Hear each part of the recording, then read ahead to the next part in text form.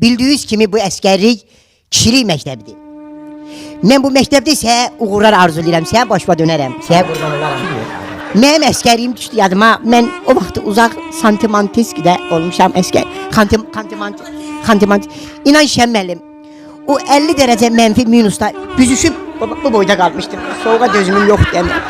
O vaxt mənə tanışdıqla düzəltdilər hərbi orkestra. Aha. Bir də zavod turbası fason bir şey keçirdilər boynuma ki, müpilər. Aha. Elə şəmi, təzə belə dodağımı gətirmişdim, şapıltı ilə dodağım yapışdı turbaya. Vay. Hava da soğuk, piliyənmirəm. Elə mənə oradan uvolt elədilər, turba qarışıq. Gəldim vətənə, turba elə bir kil bundan qabaq mən güclə qopardıblar. Sözümün canı odur ki, bu məktəbdə mənsə... Yaxşı, yaxşı, qılma, yaxşı. Deməmi? Yaxşı, otur aşağı. Otur aşağı, mən də deyirəm, nəsə mənalı deyirəm.